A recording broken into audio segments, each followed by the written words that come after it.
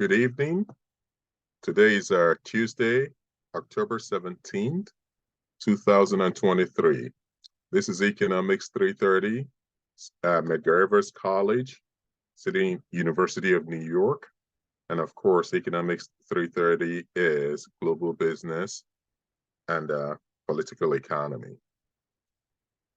I am Professor Felix Obi, and the 5-minute grace period before office hour starts has just elapsed.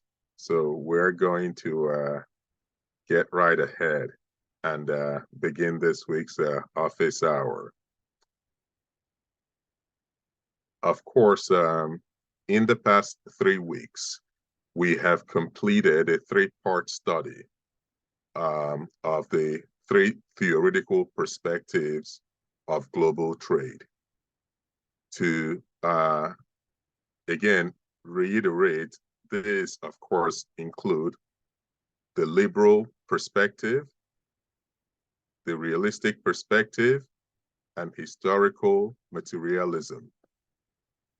This week, we will begin a 3-part study of international trade relations and their components, and these include international monetary relations. That's number 1.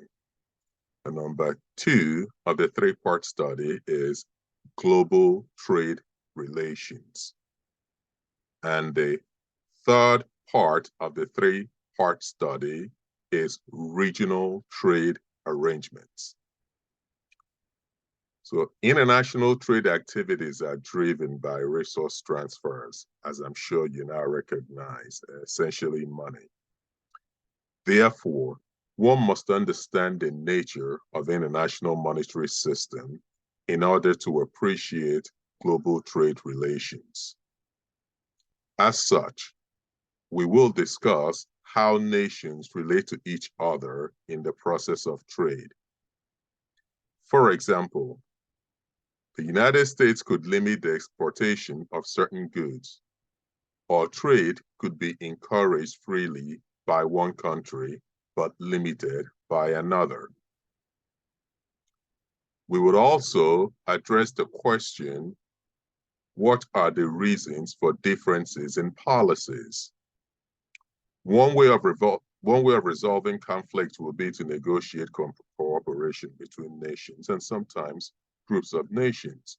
And a typical example of a group of nations will be the European Union, where the European Union negotiates trade deals on behalf of all bloc European Union member countries. So that would be a typical example of that. Since this course is based on global trade and political economy, we will discuss the mechanics of money and trade. So beginning with the balance of payments, we will discuss how monetary flows affect the ability of nations to transact international business with others.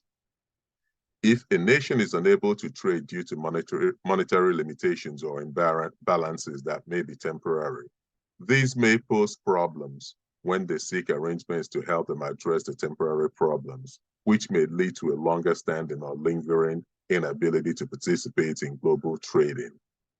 Such arrangements may lead to political control of one by others, which in turn could create international political issues within and between countries. If you will recall, I think about 3 weeks ago, maybe 4 weeks ago, we discussed the International Monetary Fund. And we had a robust conversation on whether the International Monetary Fund helps, on balance, helps or hinders economic growth, or whether the reform agenda inherent in IMF facilities, which IMF is the International Monetary Fund, can cause undue and unnecessary hardship. And we also crucially explained why IMF has structurally adjustment programs or conditionalities addressed to their facilities or their credit facilities. So The learning objectives, as I'm sure you now know for this week, and I'm sure you know because I have previously shared this with you. Upon the conclusion of this week's assessment, you will be able to explain the following. First, international monetary relations and the relative power of different countries in monetary arrangements for trade. So think about this for a second. Obviously, at the pinnacle of international monetary relations is the US dollar. And this is simply because most commodities are traded in US dollar. Crude oil as an example, natural gas as another example, are traded in US dollar. This, of course, has a knock-on effect on any other economic sector that is influenced or affected by crude oil. So if a good or service that is unrelated to crude oil, for instance, has to travel reasonable distances by any kind of vehicle that is powered by crude oil, in this case, most likely diesel, the cost of diesel becomes a cost that is added to the cost of the eventual product or service that you may receive. In this way, the cost of the US dollar has an outsized influence in just this one example. And of course, in many other ways, it has an outsized influence, and I would argue a moderating effect. Now, fixed and floating exchange rates and how they affect the balance of payments. That's another assessment that we ought to be able to have control of by the end of this week's assessment. So let's think about this now. Fixed or floating exchange rate. It may be helpful to first understand what the terms refer to. So a floating exchange rate is the US dollar, or most leading economic currencies, with the exception of the yuan. That's one glaring example of the top economies in the world. A floating exchange rate regime means that market forces, the laws of demand and supply, and the undercurrent economic activities that inform the rational choices of demand and supply in the marketplace informs the value of a floating currency. A fixed currency, and we would get at some point to, as we go through the office hours, the distinction between a fixed and a pegged currency. But a fixed currency essentially is fixed to gold. At least that's the traditional definition of a fixed currency, is fixed to the value of gold. Now, there are some advantages and disadvantages, especially depending on the level of economic development and the level of economic sophistication of a country and its economic system. And we'll get to unpack all of this a little bit. So advantage of floating exchange rate currency is that it can be traded without any restriction. Unlike currencies with fixed exchange rates. Hence, governments and banks do not need to resort to continuous management process. So remember, I said that the fundamental idea behind a fixed exchange rate is that it's fixed to the value of gold. So you have to have a certain amount of money that is commensurate to whatever the gold that you're fixing your currency to. You have to have a certain amount of money in your reserve. But in a floating exchange rate, it is the market that determines every day the currency is traded, the market determines the value of that currency. And as such, you don't have to, you don't need to resort to continuous management of your reserves or restrictions on currency that is traded. A floating exchange rate enhances the efficiency of markets. Now, here's what I mean by that. Consider that as a country's macroeconomic fundamentals affect the floating exchange rate in global markets, influencing the flow of portfolios between countries, which is essentially a summary of what I just said, that macroeconomic fundamentals, the underlying fundamentals of an economy, and the market confidence in those underlying fundamentals affect the value of the currency and influencing the flow of portfolios between countries. So as countries or the market has confidence in a currency, it would, all things being equal, that currency will attract interest, and that level, the high interest that it attracts, not interest in terms of interest rate paid, but attention to that economy, attention in terms of economic engagement. And as that economic engagement, or FDI, for lack of a better expression, foreign direct investment increases, the value, all things being equal, the value of that floated currency would increase.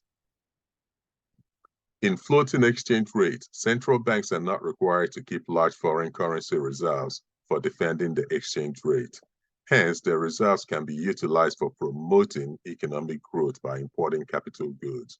So when your central bank, and again, remember that the central bank is the bank of the country that manages the print, the country's currency, and also manages the interest rate of the financial system, which can have an effect in monetary supply and inflation. So the less, if central banks are, all things being equal, if central banks are not required to keep large foreign currency reserves to defend its currency, then it would stand to reason that they will have more capital more money to invest in importation of capital goods, which are the goods that will help drive the growth of the economy. But a floating exchange rate is not without disadvantages. I should note that. Disadvantages of a floating exchange rates include that it is prone to fluctuations and are highly volatile by nature. Think about this. So the markets, the volatility of markets determines the currency, the value of the currency. And sometimes volatility of markets cannot, it can be beyond the control of the national government or a central bank. I am thinking, as in one example, if you were the central bank governor of Ukraine, once Russia invades your country, now you have volatility, you have an actual war, among other things. But now there is also volatility and unpredictability in your markets. And if your currency is floated, then it becomes harder to manage the market anxiety towards holding onto your currency or trading in your currency. And the market and the markets alone would have that control. So that is a major disadvantage to a floating exchange rate regime. The lack of control over floating exchange rates can limit economic growth and recovery. The negative currency exchange rate moves may lead to serious issues. For example, if the dollar rises against the euro, it will be more difficult to export to the Eurozone from the US. And here's what I mean by that. So there are a number of ways economies can stay competitive. Chief among those ways is cost. So if two countries have the similar level of expertise in producing a certain good, but the value of one country, the value of the currency of one country is less than the value of the other, all things being equal, it will stand to reason that the product manufactured in the country with the lesser valued currency can be priced more cheaply than the product of the country from a country with a higher current currency. So one of the ways countries can manipulate the competitiveness, the export competitiveness, especially of their economy, would be to reduce the value of that currency. Conversely, for import-dependent economies, and by that I mean countries that import more of what they consume than what they export. When the in a floating system, the value of your currency depreciates a lot more lower than the value of the currency or currencies of your major trading partners. It means that goods, you would need more of your domestic currency to purchase the same amount of imported goods. That effectively is inflation. So, and because the markets control the value of your currency, your central bank will not necessarily have the tools to combat that inflationary policy. So the lack of control over floating exchange rates can limit economic recovery in this case. So you don't have the tools to stimulate consumption as the central bank would prefer. Negative currency exchange rates movements may lead to serious issues. For example, and we covered that if the dollar rises against the euro as an example, it will be more difficult to export to the Eurozone because countries with cheaper currencies who manufacture similar goods and services as the United States, as one example, would have a competitive edge over the United States in entering that market. If a country is suffering from economic issues such as unemployment or high inflation, floating exchange rates may intensify the existing problem. Here's another example of how that can happen. Depreciation of a country's currency already suffering from high inflation will cause inflation to increase further due to an increase in demand for goods. Moreover, expensive imports may worsen the country's current account. So about a month ago, I wrote an article for the Atlantic Council advising the recently elected president of Nigeria on economic policy.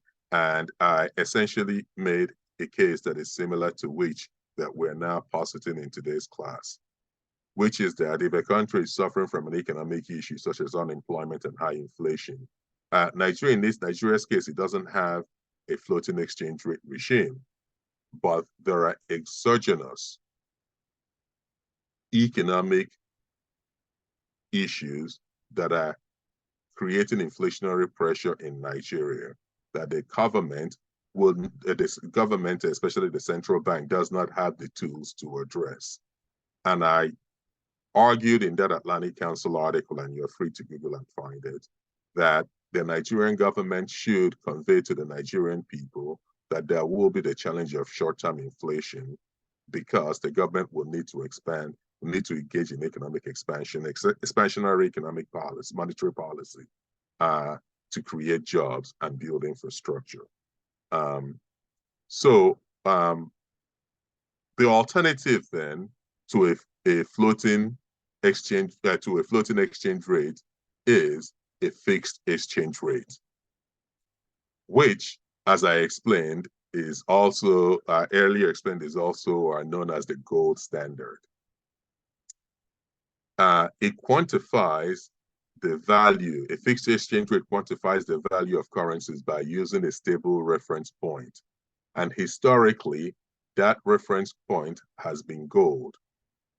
This is because gold is a valuable commodity worldwide, and its value is less susceptible to fluctuations in interest rates. So worldwide, everybody values gold and is stable, or at least is not directly influenced by interest rates. So similar to a fixed exchange rate, A pegged exchange rate, which is what you're likely to find as an alternative to a floating exchange rate, incorporates aspects of floating and fixed exchange rates. Smaller economies that are particularly susceptible to currency fluctuations will peg their currency to a single major currency or a basket of currencies. These currencies are chosen based on which country the smaller economy experiences a lot of trade activity with, or which currency the nation's debt is denominated in. Here's why the latter point, especially which country the majority of the country's debt is denominated in. So if country A, let's just say because I said country A, let's say that country is Argentina, just because I said country A. If most of Argentina's debt is denominated in US dollar, it would mean that the Argentine economy would have an interest in maintaining a predictable exchange rate or parity between the value of their currency and the US dollar, because most of the government's revenue will come in its domestic currency. And it wants to be sure that that revenue is valuable enough to where it can service its dollar-denominated debt. Think about this. And again, simply because I said country A and Argentina starts in A, no other reason. Although Argentina is a classic case of a peg currency and the volatilities that has come as a result, or the lack of dynamism that and other factors present on the Argentine economy. But so that's a different conversation for a different day. But let's say Argentina borrows in dollars at a time that the local currency, I believe is the peso, is at 80 pesos to a dollar. So Argentina, sorry, 1 peso to $80. That's to 80 cents. Argentina borrows and it knows it's 1 peso to $80, to 80 cents. So for every peso Argentina makes, it has 80 cents or 0.80% of a dollar. But all of a sudden, Argentina's currency crashes. The value deteriorates to where one Argentine peso can now only exchange for 50 US cents. That means Argentina needs to generate double its revenue to just have $1 US.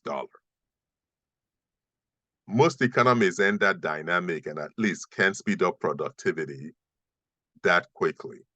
So you can see how a country then would have a strategic interest in pegging their currency to the currency of the country to which most of its national debt is denominated. The other, of course, is to seek cost advantages in the international trading system, of which China has been repeatedly accused of violating. And again, China would, I'm sure, argue differently. But the Chinese yuan or renminbi is pegged to a basket of currencies that include the US dollar, the European Union euro, among others. The thing about the yuan or the renminbi is that it is valued consistently less than the countries on which that make up the basket of currencies on which the yuan is pegged. What this means is that all things being equal, goods and services produced in China would always be cheaper than similar goods and services produced in those countries that are in that currency basket on which the yuan is pegged. Of course, not surprisingly, many of these countries are some of China's largest trading partners as well. So this again explains how a pegged exchange rate system incorporates aspects of floating and fixed exchange rate systems, and where smaller countries that are particularly susceptible to currency fluctuations will peg their currency to a single major currency or a basket of currencies. China, in this case, is not a small country, but it wants to be competitive. And that's sort of what you know. And again, I did make a commitment to try to bring this class and connect this class to current events in our lives. When you hear US government or European Union member country governments or the European Union in and of itself says that China engages on economic competition, this is part of what they mean by that. So now you can say, okay, I know that part of the economic argument that informs that statement is China's pegged currency to a basket of currencies. So part of what you should also be able to master by the end of this week's assessment is how interest and pressure groups affect the exchange rate regime adopted by different countries. To understand how interest and pressure groups affect the exchange rate regime adopted by different countries, it may be helpful to first interrogate what the economic model for a country is, the predominant economic model. And here's what I mean by that. Some economies, again, going back to the Chinese and increasingly Vietnam, and because I don't want to keep focusing on China, on the Vietnamese economy, these economies are export-led economies. So you can see that pressure groups in Vietnam, in this example, who are industrialists would want to grow, if not maintain, at least maintain international market share. And part of the ways to do that, as I previously explained, is to remain cost competitive. And a critical way to remain cost competitive is the value of your currency. Another economic model could be led by domestic consumption. So the United States, while we export, we are also a major domestic consumption-led economy. In this way, surprisingly, many would argue that it is, and perhaps not so surprisingly, that it is in our interest to have a relatively strong dollar because it makes imports more affordable. So if $1 can buy, say, 10 of another country's currency, it would mean that all things being equal, products made in that country will be inexpensive for Americans to purchase and consume, all things being equal. The flip side of that argument, obviously, is that it would also be that much more difficult for the US economy to be competitive in the manufacturing of whatever that goods or service is. And as you become less competitive in that sector, you will experience what's called offshoring. So, and this is why many of what you now buy, especially the smaller, the commoditized consumer goods, are manufactured in China. I also did mention that every week, hopefully we're going to introduce a word that you could work into your vocabulary that suggests that you are indeed a scholar of the City University of New York, and in particular, Medgar Evers College. One of those words is commoditization. So this is when goods become so indistinguishable that it is hard to charge a premium for one product than the other. A typical example of a commoditized good is milk. So most times you go to whole milk, I should say. Let me further qualify that. When you walk into a store and you buy whole milk, most times, at least I don't know what brand I bought because whole milk is whole milk. You have to work hard to try to differentiate your milk in order to charge a price premium. You could say it's milk from grass-fed cow and free-ranging grass-fed cow as an example. Even at that, I'm not sure how much the market will be willing to tolerate a premium price for whatever perceived benefits that may present. And I'm sure that probably is. So that will be a commoditized product. And in commoditized products, typically brands do not advertise because there is no advantage. If you advertise and your goods are indistinguishable from your competitors, you may just be wasting money to drive market share to your competitors. So in industries that are commoditized, quite often, what you will see is an industry group advertisement. And this is really getting sidetracked a little bit. So you will hear, say, orange juice advertisement, but not necessarily a brand name. That is because orange juice is competing against milk as your beverage of choice in the morning. But again, that's an aside. So that would be one of the peculiarities you will see in a domestic consumption-led economy.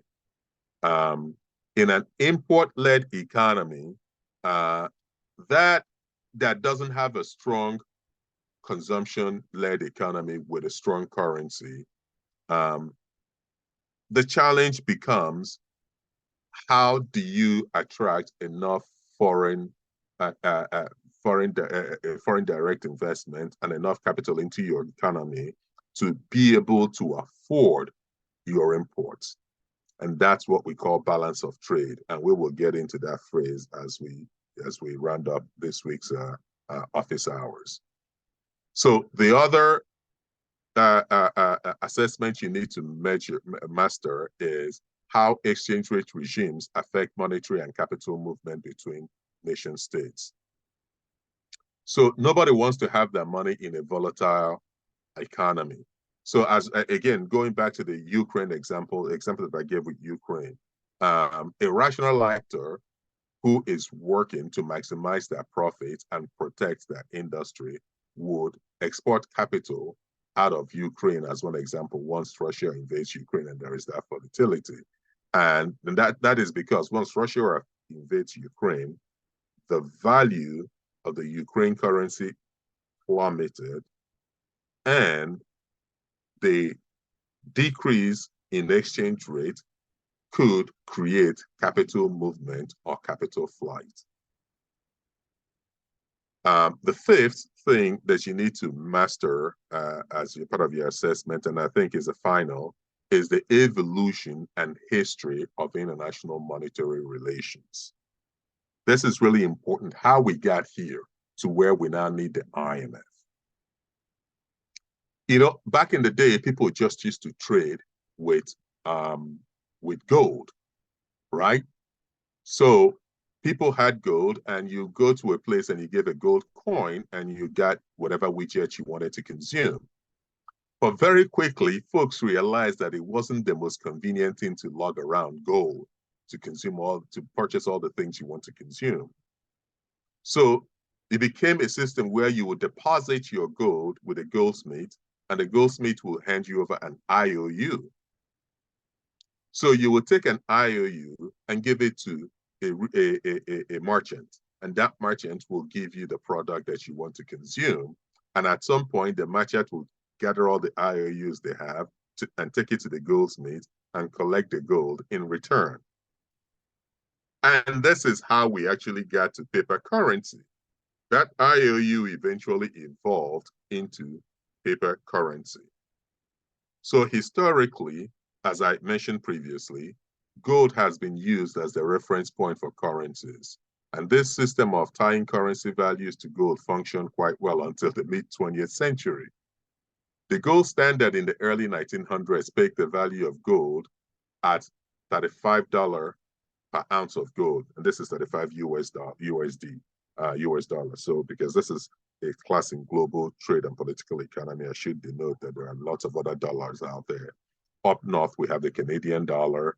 The New Zealanders have a dollar. Australians have a dollar, among others. But for the purposes of this class, we are referring to US dollar. So the gold standard system in the early 1900s pegged the value of gold at $35 per ounce of gold, at $35 per ounce of gold, which was the reference point that other nations used to fix the value of their currency. It is, however, important to note that this price was not the commodity price of gold. This is not the price you went to the market when you wanted to purchase gold from the markets. Indeed, private investors could not purchase gold at this price point. Governments, this is critical, governments had exclusive rights over private individuals to buy gold at this below market price, thus reducing volatility in currency values. In 1944, the US government pursued an expansionary economic policy in a bid to financially support World War II efforts. And as I mentioned, the expansionary monetary policy involves a reduction in taxes and an increase in government spending. So this is to spur economic activity and to provide social safety net for those who or have been displaced, both whether by their job or perhaps sometimes housing during economic contraction, but in this case to support the war effort. Both of these measures, which is a reduction in taxes and increase in government spending, both of these measures meant to stimulate the economy and increase the levels of activity within the economy. However, this policy caused inflation to rise and resulted in the US dollar losing value fairly quickly. As the US dollar lost value, other nations quickly began stockpiling gold to prevent fluctuations in their own currency. Eventually, the practice became quite unsustainable because the US government, the US dollar is losing value, countries are trying to hedge their reserves in gold, and it became very volatile and unsustainable due to unrealistic demands on the inflation of the US dollar. In 1944, the gold standard was abolished and was replaced with the pegged exchange rate system. So, with the benefit of this office hour, the first segment of Module 8, the International Monetary Relations. Again, this is part 1 of 3. And part 2, of course, will be next week, and part 3 will be the week after that. You should be able to explain the term balance of payment and how this concept affects the ability of a country to participate in global trade. To recap, the difference, balance of payment is the difference in total value between payments into and out of a country over a period of time. If you recall what I said about import-led economies, without a strong currency, they run the risk of not having enough foreign exchange to pay for their imports. This will be what they call a balance of payment deterioration. So describe the International Monetary Fund and how it facilitates world trade. We have had this conversation over the past several weeks, and I'm hoping and I'm fairly confident that this class now understands the role of the IMF and how it facilitates international trade. But to just quickly recap, IMF is known as the lender of last resort. It helps countries who are unable to balance their books and or otherwise pay for imports with short-term measures to stabilize their economy. And in return, IMF will demand and expect economic reform to address the inefficiencies in the economy that contributed to the country's need to seek assistance from the IMF. You should also be able to explain how exchange rates are used to manage world trade by individual nations. So again, if you recall, I mentioned as one example, China's floating exchange rate regime and how China's trade competitors would argue that China's constant pegging of the yuan or renminbi, whichever you fancy, their national currency, to a basket of currencies, but making sure that the value of the renminbi is less than the value of the currency of China's major trade competitors provides an undue advantage for Chinese-made products and services. That is at least the case that other countries make. So these are some of the major assessment, some of the major points that you should be very much in control of at the conclusion of this week's assessment. Of course, as we move forward, I look forward to next week when we will cover global trade relations, and that is going to build on what I now know is a sound understanding of the international monetary relations system. Let me acknowledge Katie. Would you, by chance, have any questions for me?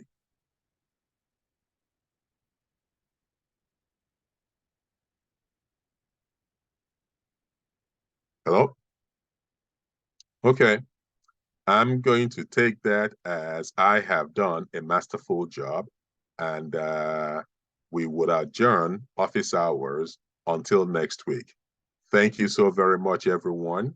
Thank you, Look Professor. for, oh, you're very welcome. And I look forward to going through your homework for the week and your assessments for the week.